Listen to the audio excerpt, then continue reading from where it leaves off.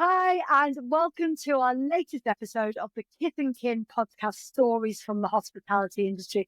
And I'm really happy to welcome Gabrielle here to tell us all about the ups and downs that have brought her to where she is and what makes the hospitality industry so special. So, hi, thank you so much for coming and joining me on this conversation. So, can we just start with an introduction to who you are and what you do? Yeah, thank you so much for having me on, Cassie. This is great. My name is Gabrielle. I am a marketing consultant, so I work directly with kind of founders, COOs, ops directors, ops teams in the hospitality industry, and helping them to develop their marketing strategies. Fantastic. And I know you've worked with some amazing people and some fantastic brands as well, but we'll get to that. But where I want to start, as always on this podcast, where I want to start is, where did this all start? Where did you start with in hospitality? How did you get into hospitality at first? Okay, so I should probably start from the beginning. I am from London, so I grew up in Southeast London. I have quite a lot of ancestors that we go back generations. And I've got a few ancestors that used to own pubs or have owned pubs in London for hundreds of years. Wow. So, yeah, they're really cool. I think hospitality is just in my blood and it's in my kind of destiny. So we used to own the Catherine Wheel, which is in Borough Market. It's no longer there. It's Foxtons. Foxtons now. But the Tiger in Camberwell, which is still there. So, yeah, there's a few. And I've kind of... proper London boozers, that what everyone proper thinks Southeast London girl. Yeah. Oh, how exciting! Because when anyone thinks of a pub, the first thing people think of, well, or the second or third, but certainly right at the top is that proper London pub. It's a proper working class boozer. Oh, lovely. Yeah, definitely. Yeah, and I'm really proud. Like a couple of 100 years later, that someone in this family is still working in hospitality and still loves it. So amazing. That's where I kind of started. My personal first taste of hospitality and the excitement that comes with it came at around 16, 17, I'd say. So like most teenagers my age, me and my friends were kind of getting into the West End with our fake IDs, dressed up to the nines, high heels. You mean underage drinking? Yes. I know. Which today is a very big no-no, but we used to go to really, really grown-up places. We used to get into Café de Paris on Leicester Square. My friend Liam Norval used to run a night there. He didn't let me in, I have to say, disclaimer. But he still works in the industry today. He's the director of Hospitality Titans. And so he is another lover of the industry. DC Club, which is on Regent Street, which no longer exists now. Movida, all of those exciting places. A couple of wine bars off of Trafalgar Square. So yeah, looking back, kind of those nights were so exciting, and I loved the atmosphere, the energy of those bars, watching the cocktails being made behind the bar. And just feeling the buzz of that place and living a life surrounded by these older, sophisticated people. It's just the buzz of hospitality that's never quite left me. From that day to walking into a restaurant now, I still get butterflies. So yeah, it was never going to leave me from that time, really. That kind of glamour and sophistication was me for life. And I guess it's also that thing of going, oh, this is what adults have been doing all of this time. I know the thing is, when you become an adult and you go, oh yeah, this is what I wanted. Bills are awful. And yeah, definitely. I wanted. Yeah, this idea of actually to be a grown up. Yeah. This is what adults do, is it? These sophisticated places where they get dressed up and have these exciting times, and absolutely. So what happened next? So you're going there, obviously underage, but as a young person, really feeling the vibe and the excitement and all of that that's going on, and obviously certainly certainly in London, that is a place to it was experience all amazing. this. Yeah, Amazing growing up here, definitely. yeah, So I then went to uni in Nottingham. So I very quickly got a job in a cocktail bar, and was kind of lucky enough this was around 2007, 2011 to 2011. I was really lucky enough to be part of an incredible hospitality scene in Nottingham at that time. So there are a group of kind of core people that worked in Nottingham at that time that still work in the industry today. So there are a couple of guys who worked in a cocktail bar called Brass Monkey, which is Ali Reynolds. He looks after Stowning Whiskey globally today. Gareth Evans is the F&B director for Ennismore today. There's a guy called Dougie Duncanson, which looked after a bar called Market Bar. He went on to work for Diageo for 12 years in Africa. So yeah, really lucky that there was kind of a group in Nottingham at that time who were deeply passionate about hospitality. And I think that only kind of intensified my love for it. And made us all kind of better.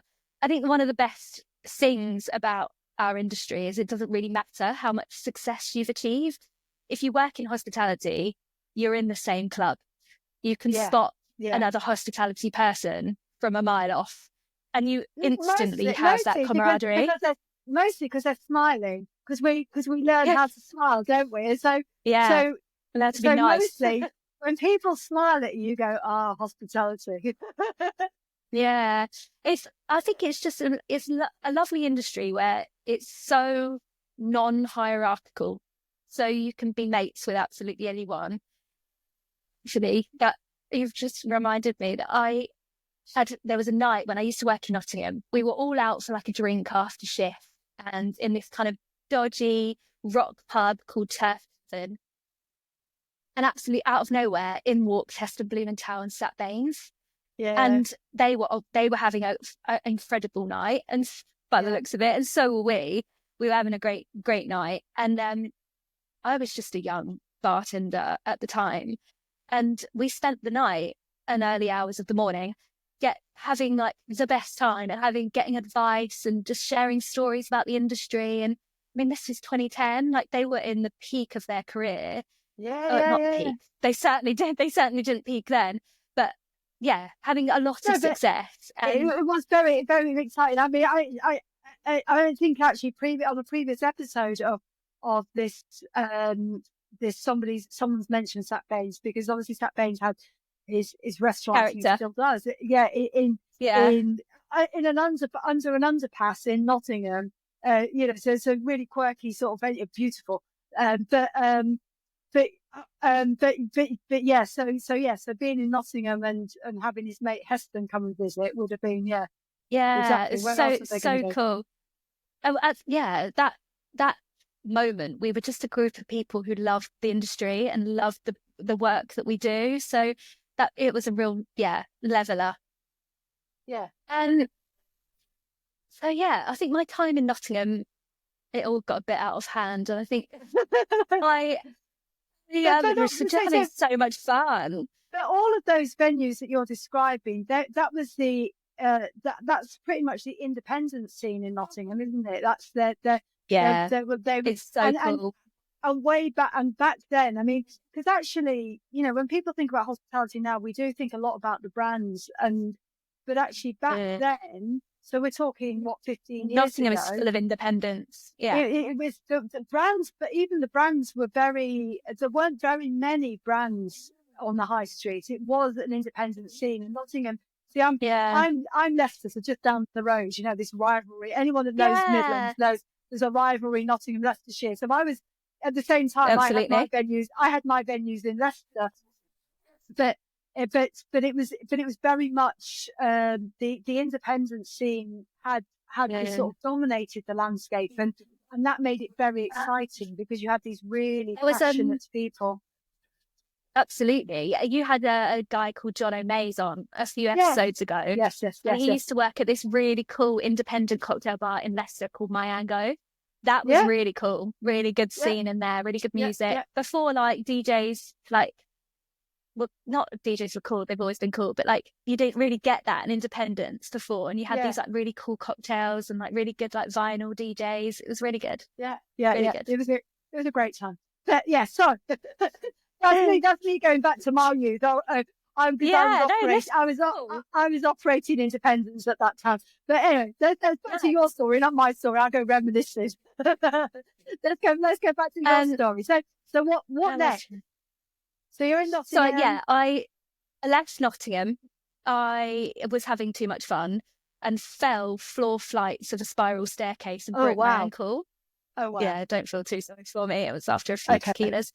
Oh, so self-inflicted. Okay, fine. Yeah. So I left Nottingham, tail between my legs, slightly bruised ego.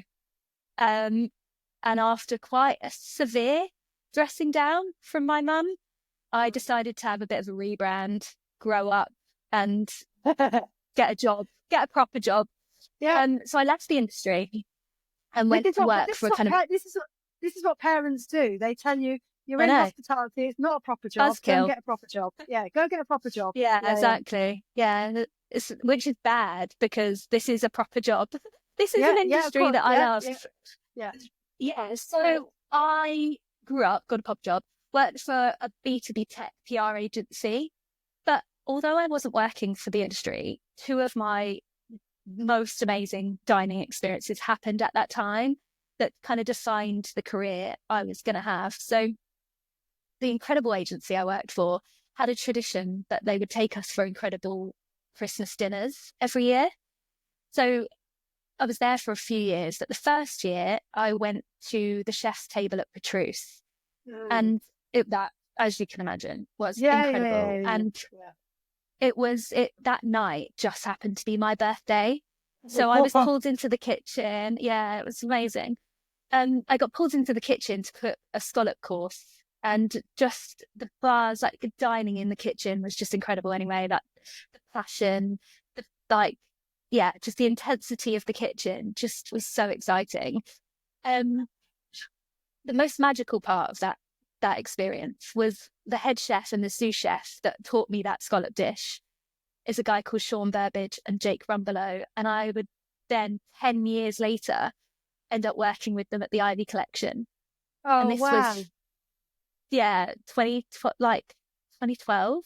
Yeah, so a good 10 years later, which is just a magical thing about our industry is it goes round and round. Absolutely. The next year was even better. So we went to, not even better than Patrice. Sorry, Patrice. But I want to come back. We went for dinner at Alain de Roz at the Connaught. And that experience just changed the way I think about hospitality. It was from the moment we arrived, we are ushered through the reception, taken downstairs to the PDR, which is in the middle of the wine cellar. So you're surrounded by wine. And the menu paper, like Ellen had chosen the menu paper that I had. I've still got it today. It's like this semi-translucent paper with silver sequins in it. So it's so magical. And that she chose it. It just felt so special. And I'd like, the waiter would pour over the consommé over my ravioli in one of the dishes. And there's everything, like the atmosphere, the music, the service, the ingredients I'd never had before. I had like an oyster velouté with caviar, and I just remember it thinking like it was just the best thing since sliced bread. And it is.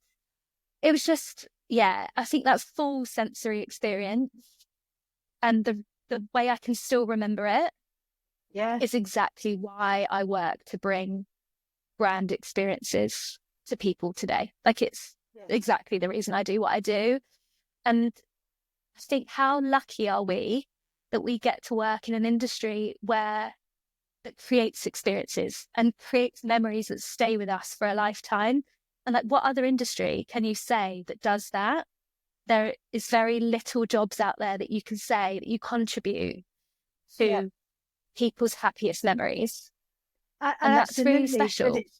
It is. And it's the stories. I mean, I honestly, I'm genuinely goosebumpy. I mean, I get goosebumpy all the time, but really goosebumpy. You're telling such beautiful stories of these experiences that have been. But which is wonderful. But it's that bit everyone behind, in the industry has. Yeah, but Yeah. it's the bit behind, isn't it? It's the fact that in this industry, we get to create that. So somebody created that for you. And it's that huge amount It's an honor to do that. Yeah. And exactly. And for as a customer, the respect you have for that, you know, when it's done well and you know somebody is, it feels so personal. I mean, you just described it. I was literally writing it down. Amazing. I mean, yeah, it's just beautiful. I was on a date the other day, and the guy said that he went to restaurant Gordon Ramsay 25 years ago, and he can still remember exactly what the maitre d' said to him. Like, that is so amazing and so rare that you get that. And really special. But it is that whole thing of what hospitality is all about. So you have got this job working in PR. You get to be you've been to 2 amazing meals. So incredible. And that was it. That kind of signed me up. I didn't. I left. I went to Australia for a couple of years to work for an investment bank. But I did come back, and I kind of thought to myself, what if there's one thing? Kind of approached my career and thought, if there's one thing I'm never going to get bored of talking about, what is it? And there was no doubt in my mind it was hospitality, food and drink. So I joined a hospitality recruitment company called Change, and then went on to work for an incredible business called Cirrus Inns. So they are a collection of 27 individually branded food-led pubs with bedrooms, owned by a really charismatic guy called Langan. And Cirrus was just a dream. My boss was a guy called Paul Boyce. And to this, he's lovely. And to this day, he's been the best boss I've ever had. He had the patience for me. He truly understood me and guided me in a time that I probably didn't know that about myself. He understood the person I was without me kind of having to explain. And I think a lot of people in hospitality need that. A lot of us are kind of like, we're just still figuring out who we are and what the person we are. And he really saw that in me. And I had 3.5 years of Cirrus and just spent the most incredible time traveling around the UK in the most beautiful locations, having the best job marketing incredible food and drink experiences. And I just felt so lucky and had the best time. I contributed to them winning a couple of industry awards, which I'm still incredibly proud of, at the Publican Awards. So it was a really, really special time. I really grew up there and fell even deeper in love with this industry in that job. I was really, really lucky to have that experience. And my boss, Paul, kind of recommended me on to then work at the Ivy Collection, which is an entirely different experience in itself.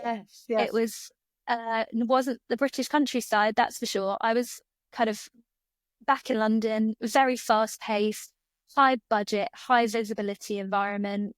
I got to work on kind of, the focus was like big, bold, press-worthy campaigns.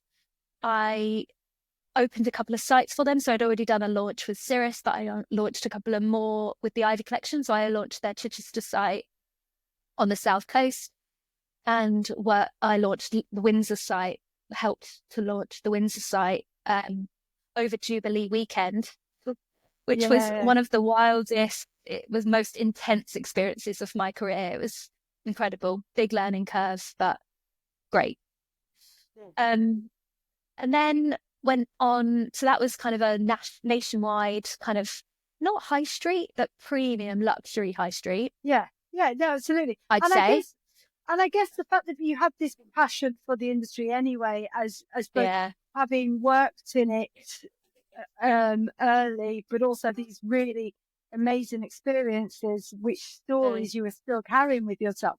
That actually, from a marketing point of view, that's really helpful, because you have this understanding of what the customer's valuing in these experiences. Absolutely. Rather than just here we're selling food and drink. what is it the customers value? And I think that, I mean, obviously everyone's familiar with sort of the Ivy collection as a good example of that, in that they have a really good understanding of what it is that they are, which is, I guess, why their campaigns are big and bold, aren't they? Because it's this understanding of what it is that they are providing to their customers. And it's not, I mean, food and drink obviously is important, of course it is, but it's the experience, isn't it? It's all of that stuff that becomes far more valuable. Yeah, we all contributed to bringing that sense of the Ivy West Street into your everyday life. So that glamour and that kind of sense of luxury on a much more approachable level. So you're getting, and it's the real deal. Like, everything you touch is beautiful, but you get it at an approachable price point. Yes. Which is something really special. And you probably, everywhere that they have, I looked after at one time or another during my time there, all 42 sites, including West Street. And it most probably is the best restaurant in those locations that they're in. It's very, very visible marketing to work on, and an honor to look after that. Such a beautiful brand and beautiful company. Over that time. Richard's done something incredible with that brand. It is, and it is an absolute challenge to take something so iconic and then be able to roll it out as that brand. And it needs to have that, because in order to do that, there has to have been that very clear identity and purpose as to what it is you're providing to those to customers. And it is that. So it's all, I mean, I know it's not every day for everybody, but it is for a lot of those customers. It's sort of that everyday luxury, isn't it? And spoiling yourself on an everyday basis, you know, not every day, but you know what I mean. And if you aren't fortunate, enough to be able to have that in your everyday, it also serves as the perfect location to have that special occasion. If that is what you save up for and go for in that once a year moment, it's perfect for that. So Brilliant. So I left the Ivy collection and went on to work for another avenue entirely of hospitality, which is a bit more of a luxury avenue. So I looked after the group that encompasses Langan's Brasserie in Mayfair, the upstairs at Langan's, which is the members club above, a small collection of premium Italian brasseries called Chuck's, a members club in South Ken called Kicks, which is a health and wellness club, and their sister gym called Kicks U. So again, that was a really different experience, marketing to more, I'd say, an ultra high net worth audience, perhaps on a bit more of a constrained budget than I was allowed from my time at the Ive collection, which was another kind of challenge entirely. No, that was really interesting as well. Enjoyed that. And I guess the challenge there, isn't there, is to one, because obviously, as you're talking about the budget being different, but also that high net worth customer and how you but I think this is the same for everybody. It just happens to be a particular segment, but it's how you tailor the messaging to them and reach them, which I guess is the same for everybody else, but it's certainly not in that mass. You're not in that mass anymore. Absolutely not. It's not just more a simple, bespoke, it's more personalised. And it's not as simple and that's changing. And it's not as simple as just putting out social media posts. But I mean, I argue daily that chasing after social media posts these days is not necessarily the best use of people's time, because social media is changing so quickly. But when you've particularly got a niche, it's about understanding how you reach them and what you communicate to them. I think you are absolutely right. And I think the luxury of today is entirely different from even a year ago. And how we reach those types of audiences has completely changed. And I don't think we should make any kind of assumptions about what that kind of person wants, they don't necessarily want caviar for breakfast. You need to be realistic. And I think you need to have an authentic understanding of who these people are and what they want. And obviously quiet luxury is on the rise and it's a bit more trendy now, but it's always been true. It's not about being outlandish all the time. And even a year ago, it was for my time at Langan's, for example, it was, how can we make cool campaigns that stand out, that look luxurious, that give you that sense of luxury without necessarily having to pay prices of crazy prices.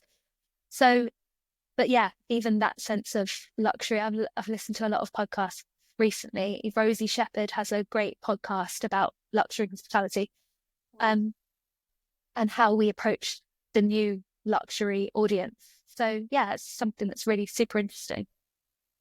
No, it is, absolutely. And I know that, it's that whole idea. It's not that it's necessarily different to the other it's not that people necessarily want it. Well, in fact, they don't want anything different. I mean, the whole point is that we're all just human and we're all craving the same things, aren't we? We're all craving that place where we feel we belong. And that's no different. Because I agree. It's that place where you feel that this is your place and you belong here. And that's the same for any target customer. It's just, so the key is knowing the target customer, isn't it? And having that, being able to emotionally connect with them. Personalized experience. Yeah, absolutely. You want to get that feeling, like I was saying about that guy that remembered what the maitre d' said to him.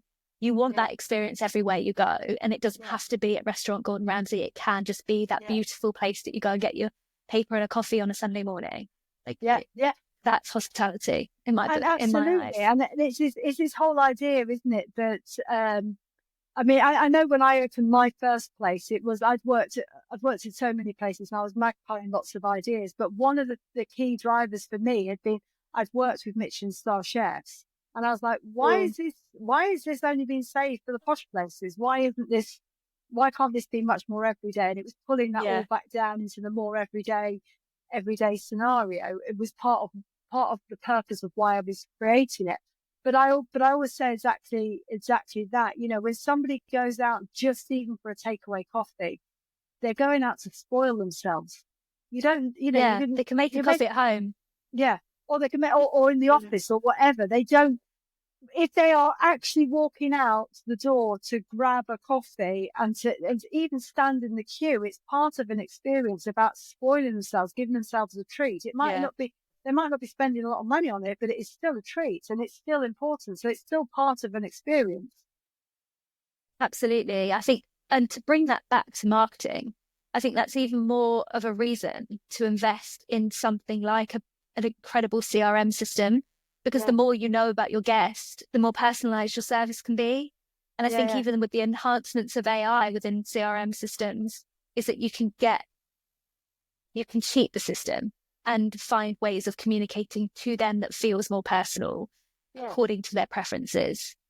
So in order to provide a better service, that's what we do.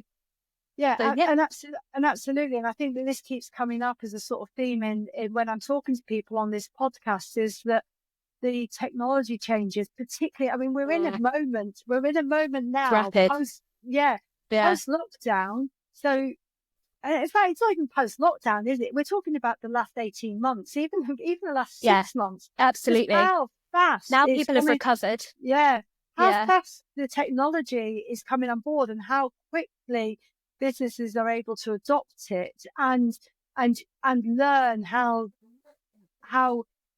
much of an impact this technology could be having on their business. So instead of them having to go and do it themselves, it can be done for them really quickly. It's absolutely fascinating. How we can kind of keep up with guest expectation, which has hugely changed since our lives have changed. We're no longer willing to put up with substandard products or service any longer. Not that we gave it before, but people's game has been risen, bar has been risen, and we need to keep up. I mean, I guess this is also something I've spoken about recently, is that I'm not detracting from anyone's hardship. When people are talking about cost of living crisis and they're saying customers going out, of course that is the case. But I think that there's a point being missed here, is that it's not just that people may or may not have as much money. I think the choices to not go out is far more complex than that. And that actually, for a lot of people, it's not that they can't afford to go out, because if they wanted to, they still would. They'd find a way to, like they always used to. It's that we're now in competition. It's value. So it's value. Is it worth it to me? Am I going to get my needs met by spending that money? Because if I'm not, then I'll find a cheaper alternative. And so it's not. I'm still willing to spend it. Yeah, I just don't want to waste it on the wrong thing. I don't want to waste it. And so I think the customer is becoming much more. Well, it's not. It's a cultural change that the industry has to keep up with. Basically, it absolutely has to be worth it to the customer. It always has been. It's just that those standards have changed because the customer is changing.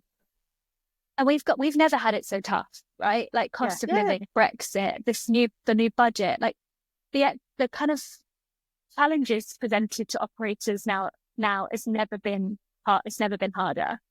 But I think therefore we should be like, okay, how do we approach our guests and understand our guests better in order to provide the same service but to a more targeted audience? Yeah, absolutely. That's what we step in to do. Yeah, brilliant. So where are you now? What are you working on now? Where did it go to? So I spent a brief time at a global company, which is incredible, called Rhubarb Hospitality Collection, and learning another avenue of hospitality. They originated as a high-end events company and have a lot of different restaurants and bars throughout the world. So I worked with teams in New York, Berlin, and London. My boss there was a lady called Katie Harrell, and she taught me an enormous amount about confidence and self-belief. And I think I had my confidence knocked for the last two kind of experiences that I'd had, and I'm super grateful to Katie for teaching me more about confidence and to kind of stand up and believe in myself. So I'm super grateful for her, and I needed it so I could move into my next challenge, which is becoming a marketing consultant. So fantastic. I'm really super grateful for that. That's amazing. So now you're running your own consultancy, working for your own clients. Yes, which Brilliant. Seems wild to say, but and it's been a roller coaster. I've learned so much. I never knew anything about tax before, or paying myself before, or like self-promotion. Self-promotion has been one of the hardest things. Like if you've been brought up to be not braggy, don't look at me, don't talk about yourself very much, to actually you need to talk about yourself and you need to have confidence in order to get work and to pay your mortgage. Absolutely. Yeah, it's been a wild ride, but yeah, great. And I wouldn't change it. I've got flexibility, I've got freedom, I can work on coolest projects, and lots of different projects and work with lots of different people around the industry. I think I've made more friends in the last few months being a consultant than I have for years working in a permanent role. So yeah, it's been cool. No looking back. Fantastic. So as part of your marketing consultancy, what is it that you do for who is it you're working for? I'm not necessarily names, because obviously that's between you and your client. But what typically what businesses are you working with?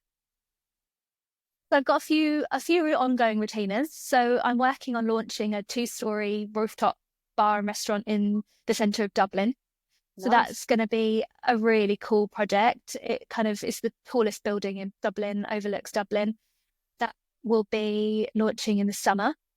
Really high budget, beautiful touch points. Everything is super luxurious, which will be great. Also, left field, I'm working with a couple of super yacht clients So a couple of brokerages, which I'm helping to kind of promote their charters and sales of super yachts, but also a couple of private super yacht clients as well, trying to boost their chartering agenda. So that's very cool.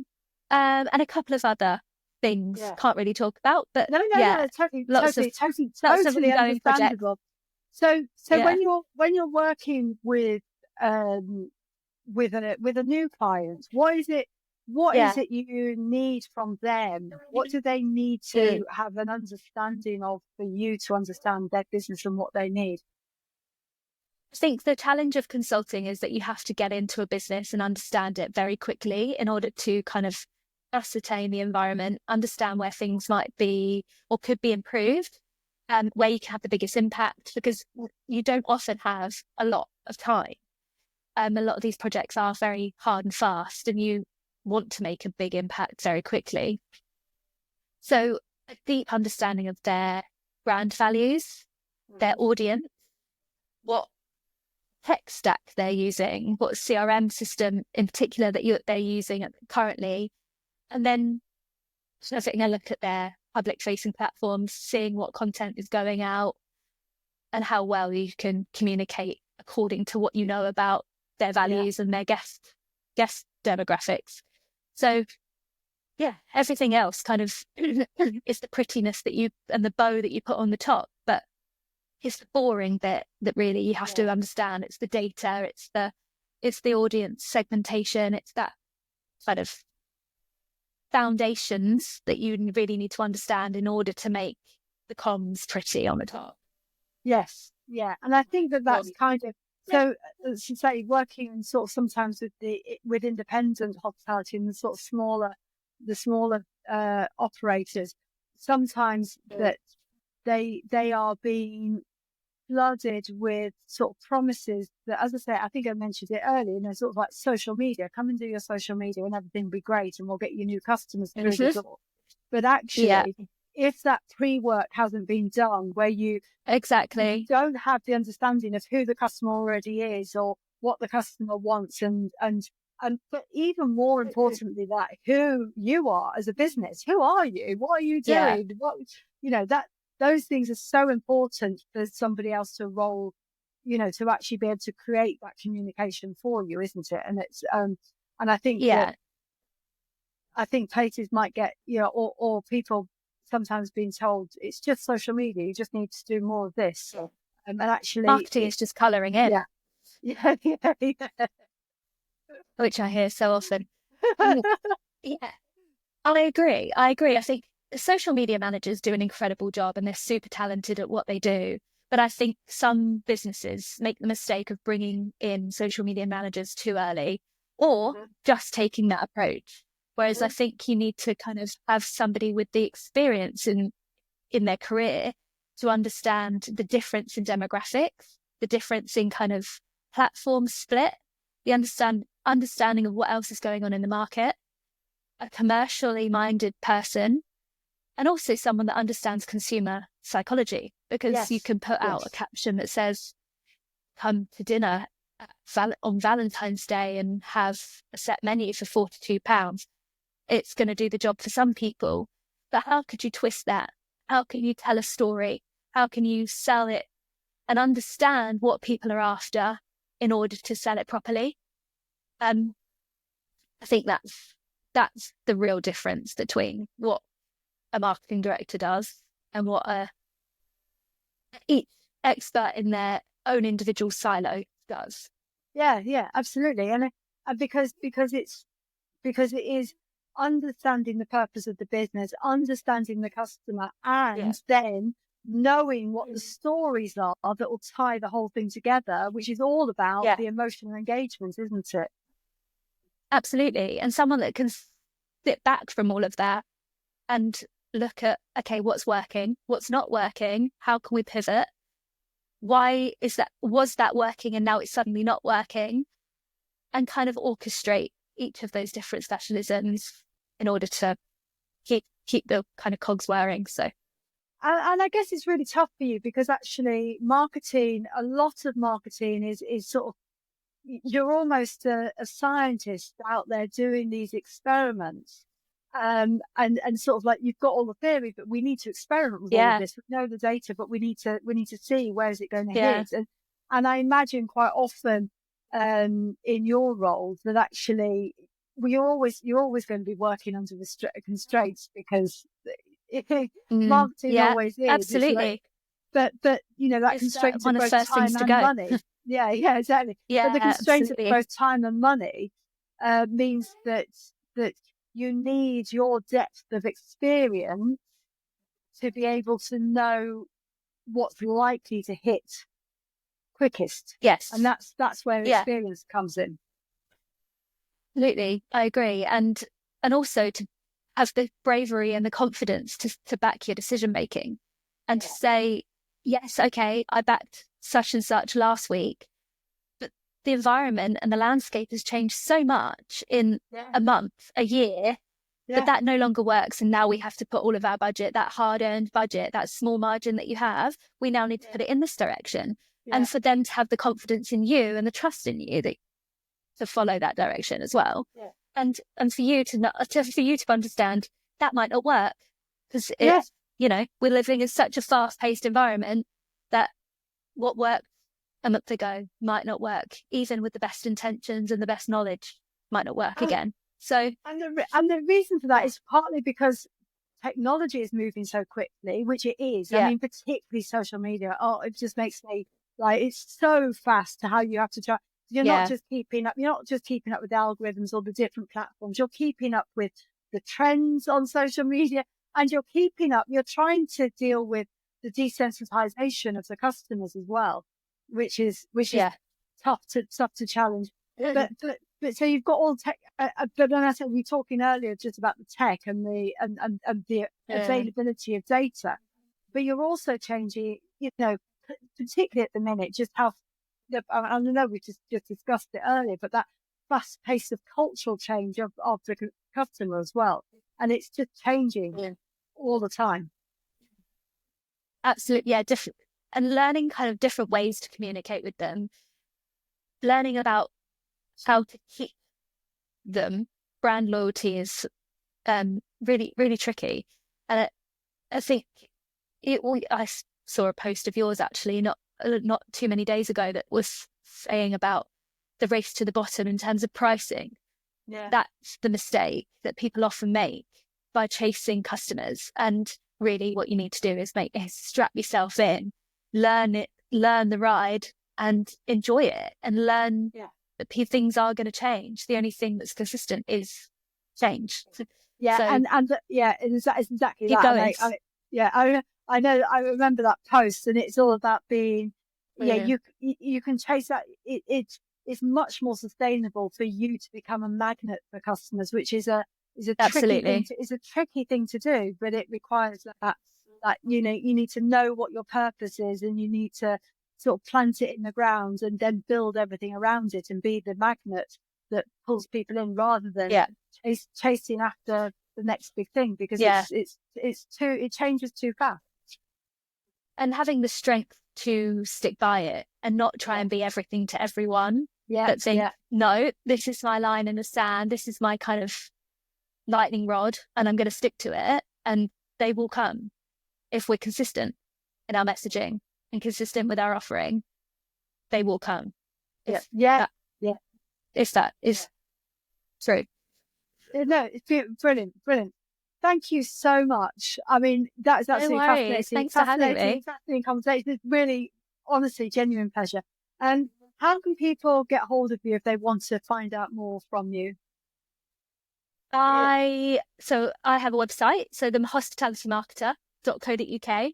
I'm also on social, so you can find me on Instagram, gg_hospitalitymarketer. Won't put my phone number on here, but my email address and my phone number are on my website.